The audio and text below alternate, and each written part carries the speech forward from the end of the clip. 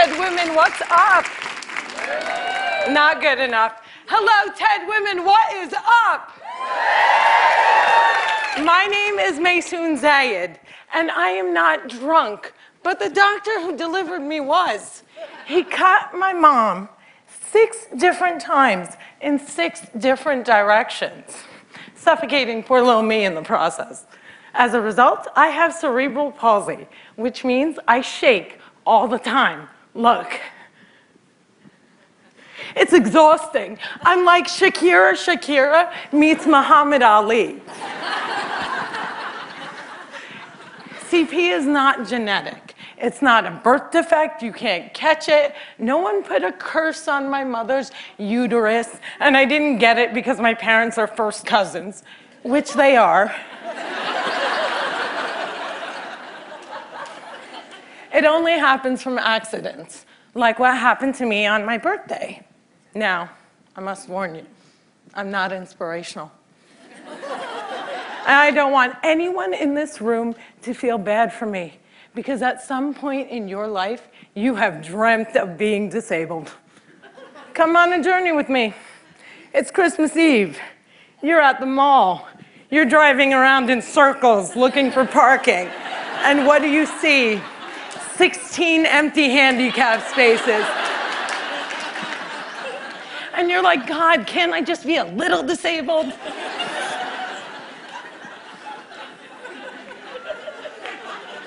Also, I gotta tell you, I got 99 problems and palsy is just one.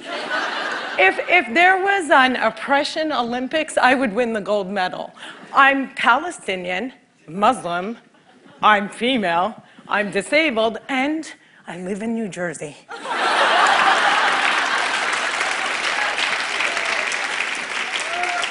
If you don't feel better about yourself, maybe you should. Cliffside Park, New Jersey is my hometown. I have always loved the fact that my hood and my affliction share the same initials. I also love the fact that if I wanted to walk from my house to New York City, I could.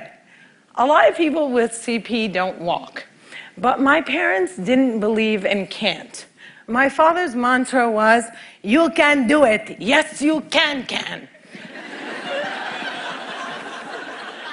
So, if my 3 older sisters were mopping, I was mopping. If my 3 older sisters went to public school, my parents would sue the school system and guarantee that I went too. And if we didn't all get A's, we all got my mother's slipper. My father taught me how to walk when I was 5 years old by placing my heels on his feet and just walking. Another tactic that he used is he would dangle a dollar bill in front of me and have me chase it. My inner stripper was very strong, and by the first day of kindergarten, I was walking like a champ who had been punched one too many times. Growing up, there were only 6 Arabs in my town, and they were all my family. Now there are 20 Arabs in town, and they are still all my family. I don't think anyone even noticed we weren't Italian.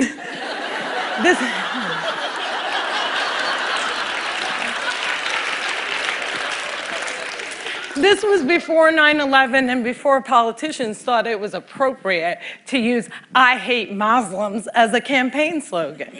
The people that I grew up with had no problem with my faith.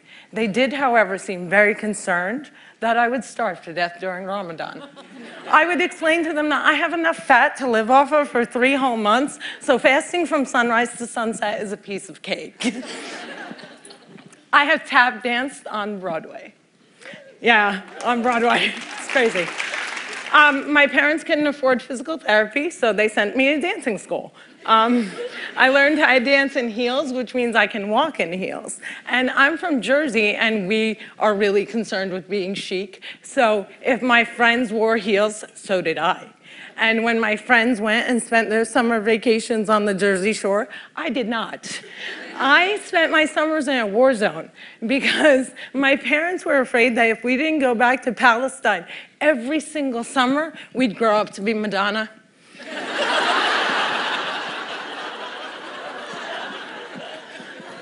Summer vacations often consisted of my father trying to heal me. So I drank deer's milk, I had hot cups on my back, I was dunked in the Dead Sea, and I remember the water burning my eyes and thinking, it's working, it's working! But one miracle cure we did find was yoga. I have to tell you, it's very boring. But before I did yoga, I was a stand-up comedian who can't stand up. And now I can stand on my head. My parents reinforced this notion that I could do anything, that no dream was impossible. And my dream was to be on the daytime soap opera General Hospital. I went to college during affirmative action and got a sweet scholarship to ASU, Arizona State University, because I fit every single quota. I was like the pet lemur of the theater department. Everybody loved me. I did all the less than intelligent kids' homework. I got A's in all of my classes, A's in all of their classes. Every time I did a scene from The Glass Menagerie, my professors would weep. But I never got cast. Finally, my senior year, ASU decided to do a show called They Dance Real Slow in Jackson. It's a play about a girl with CP. I was a girl with CP. So I start shouting from the rooftops, I'm finally gonna get a part. I have cerebral palsy. Free at last, free at last. Thank God almighty I'm free at last. I didn't get the part. Sherry Brown got the part. I went racing to the head of the theater department, crying hysterically like someone shot my cat, to ask her why. And she said it was because they didn't think I could do the stunts. I said, excuse me, if I can't do the stunts, neither can the character.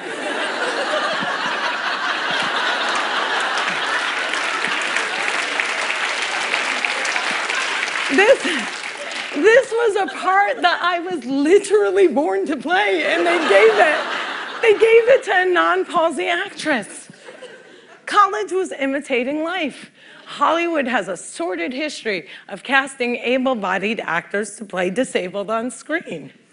Upon graduating, I moved back home, and my first acting gig was as an extra on a daytime soap opera. My dream was coming true, and I knew that I would be promoted from diner to wacky best friend in no time.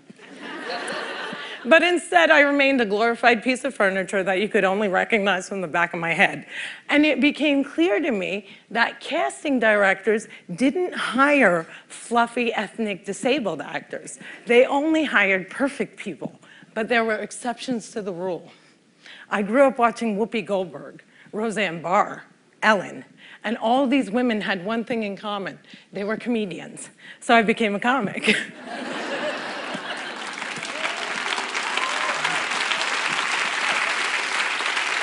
My first gig was driving famous comics from New York City to shows in New Jersey. And I'll never forget the face of the first comic I ever drove when he realized that he was speeding down the New Jersey Turnpike with a chick with CP driving him. I performed in clubs all over America, and I've also performed in Arabic in the Middle East, uncensored and uncovered.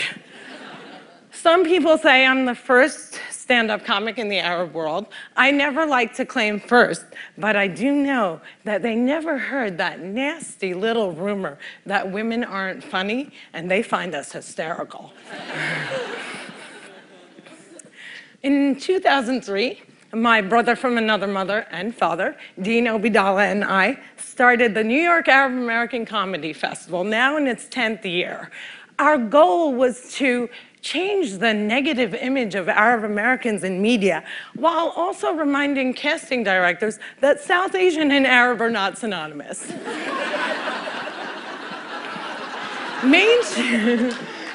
Mainstreaming Arabs was much, much easier than conquering the challenge against the stigma against disability. My big break came in 2010. I was invited to be a guest on the cable news show Countdown with Keith Olbermann. I walked in looking like I was going to the prom, and they shuffle me into a studio and seat me on a spinning rolling chair. So I looked at the stage manager and I'm like, excuse me, can I have another chair? And she looked at me and she went, 5, 4, 3, 2, and we were live, right? So I had to grip onto the anchor's desk so that I wouldn't roll off the screen during the segment. And when the interview was over, I was livid. I had finally gotten my chance and I blew it. And I knew I would never get invited back. But not only did Mr. Oberman invite me back, he made me a full-time contributor and he taped down my chair.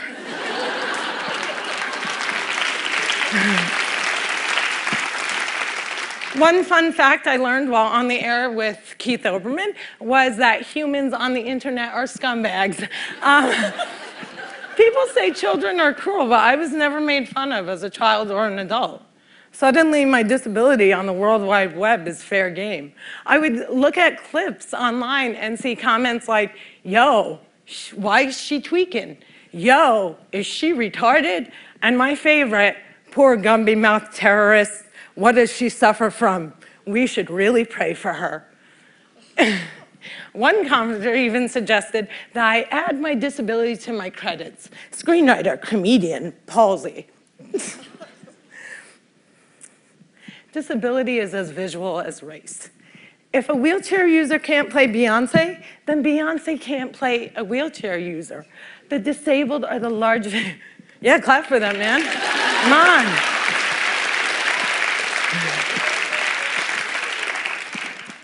People with disabilities are the largest minority in the world, and we are the most underrepresented in entertainment. The doctor said that I wouldn't walk, but I am here in front of you. However, if I grew up with social media, I don't think I would be. I hope that together we can create more positive images of disability in the media and in everyday life. Perhaps if there were more positive images, it would foster less hate on the internet. Or maybe not. Maybe it still takes a village to teach our children well. My crooked journey has taken me to some very spectacular places. I got to walk the red carpet, flanked by soap diva Susan Lucci and the iconic Lorraine Arbus. I got to act in a movie with Adam Sandler and work with my idol, the amazing Dave Matthews. I toured the world as a headliner on Arabs Gone Wild. I was a delegate representing the great state of New Jersey at the 2008 DNC, and I founded Maysoon's Kids, a charity that hopes to give Palestinian refugee children a sliver of the chance my parents gave me. But the one moment that stands out the most was when I got, before this moment,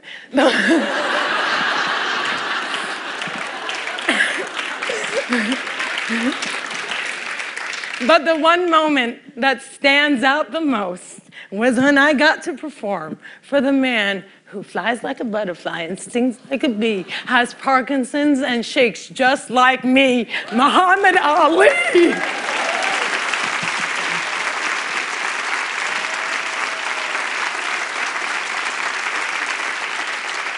It was the only time that my father ever saw me perform live, and I dedicate this talk to his memory. Allah yarhamak yaba. My name is Maysoon Zayid, and if I can, you can.